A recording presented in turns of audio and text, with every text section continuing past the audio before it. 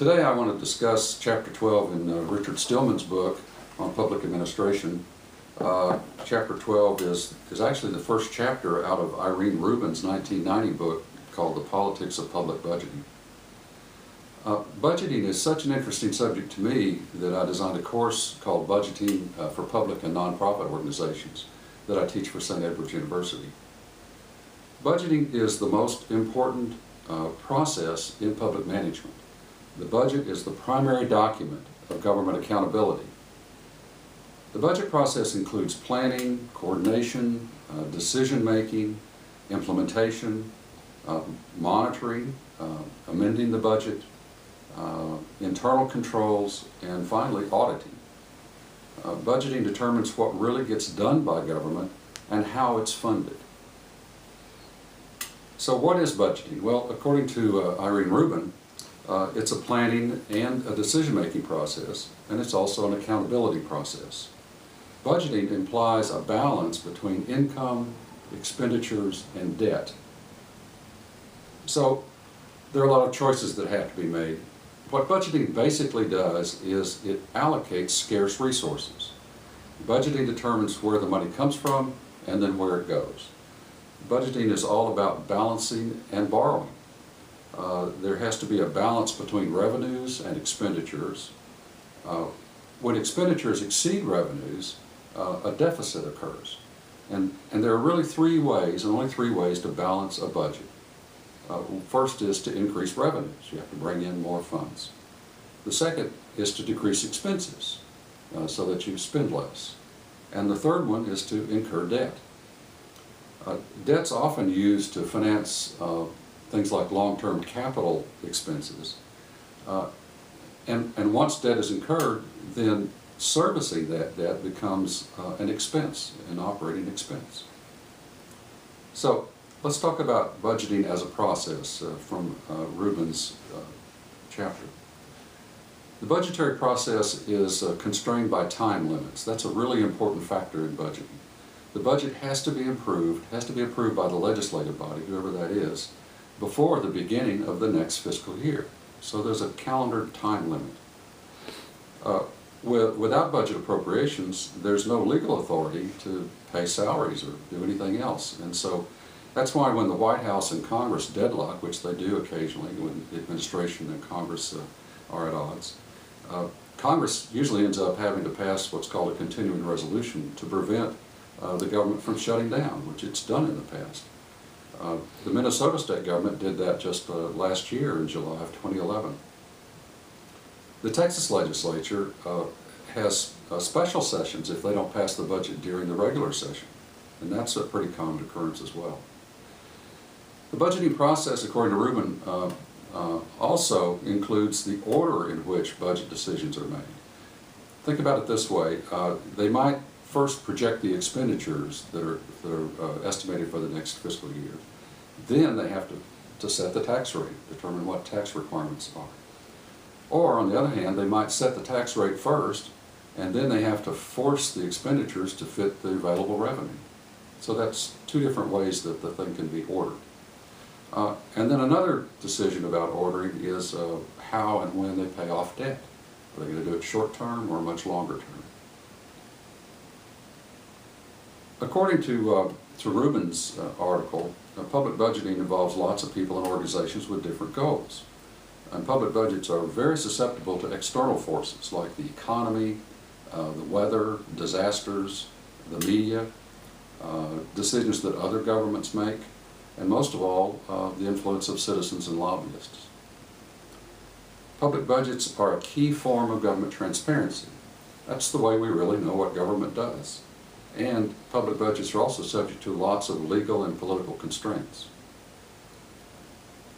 Rubin lists a variety of actors that are involved in the budget process. First of all, there are the agency and department heads. They're key players in budgeting. There's also the chief executive, like the president or the governor or the mayors, who have a lot to do about the policy for the coming budget. They usually send out a budget message earlier in the process. Then, of course, there are the legislators who have to approve the budget at some point. There are lots of interest groups involved. There are influential citizens at every step of the process that are involved. The courts get involved more often than not. And all of these various players have different levels of power over the process of budgeting. Rubin also mentions the separation of what she calls the payers and the deciders. That is, there's a separation between the taxpayers who provide the funding and the decision makers who determine how the money is going to be spent. Now, there are two characteristics of public budgeting that kind of center on trust, public trust. The first is accountability. That is, it means making sure that every dollar is spent as it's agreed to be spent in the budget, once that decision is made.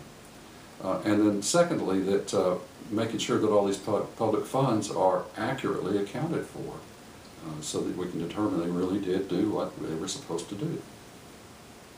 The second term that Rubin uses is acceptability.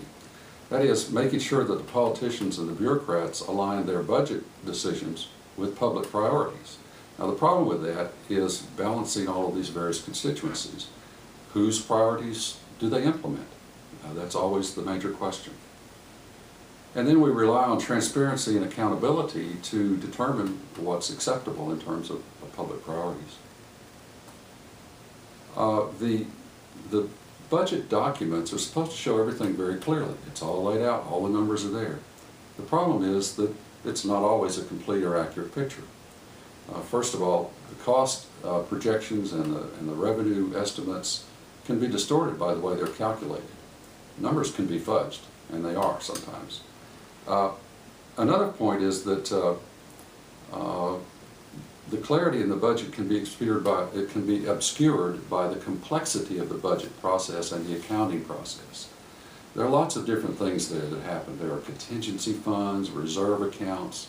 Some programs are even called off-budget programs, and they're not listed with everything else. There's a quote that I like from Rubin's chapter. She said, "The more complex the budget is, the greater the bureaucratic discretion." The budget is, there's also a lot of openness to the external environment in budgeting. There are limitations on the tax base, there are costs involved in borrowing money, economic expansion and contraction, labor disputes, various decisions that businesses make in the private sector affect the budget. There's a lot of uncertainty about revenue forecasts and cost estimates, so even after the budget begins, these things change. There's also the instability in decisions of foreign governments and what they're doing that impact what goes on in the United States. And then finally, there are lots of unfunded mandates that are passed down from the federal government to the state and local level, or from the state government to the local level, and those impact the budget process. There are obligations that are made by prior or previous legislatures and administrators that have to be fulfilled in the next budget. There are lots of financial impacts from lawsuits and court rulings that have to be factored in, and those are often not known until the last minute. And then, of course, there are lots of unanticipated emergencies. There are disasters. There are things like terrorism that have major impacts on the budget during the process and during the implementation of the budget. I mentioned before there are lots of constraints. Because of the impacts of the external environment, public officials have to be able to revise the budget quickly in mid-course. And when they do that, there's an increase in the discretionary authority that the bureaucrats have that are involved. On the other hand, there's this need for public accountability and acceptability, as she mentioned. So we need budget constraints built in. And so we have all these internal controls to prevent fraud, and then we also have political oversight to make sure that it's going in the direction that was agreed on. I want to cover some points that Rubin made regarding the meaning of politics in public budgeting. And there's some concepts that she lists. First is reform, the reform orientation of budgeting.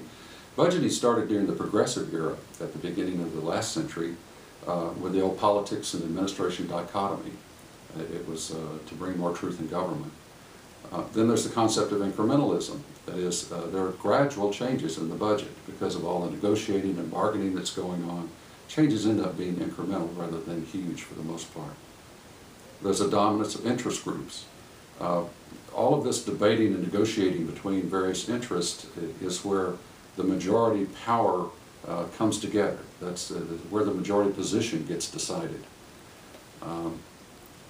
There's also a focus on the budgetary process itself. The process is a big part of what ends up being in the budget. There are procedures, there's a lot of timing that's involved, there's a lot of public input, and then of course accountability. The process involves a lot of bureaucratic cooperation and competition, and all that results in internal compromises between this department and that, and this program and that, and all of those processes are involved. Budgetary politics centers a lot on policy debates, big broad picture things like policies on taxation and spending and indebtedness, and the long-term obligations of government and trying to, the federal government, for instance, trying to pay down the debt and reduce it. And then there are various programmatic priorities and capital budgeting for longer-term investment. Rubin lists 5 different kind of clusters of decisions that are involved in the budgetary process, and these are they're linked decisions. The first is what she calls the revenue cluster. So there's this scarcity of resources. Taxes, fees, and fines, where we raise the money for government, are really pretty unpopular with voters. So that has an impact on the revenue consideration. And then also they're extremely sensitive to external variables in the external environment.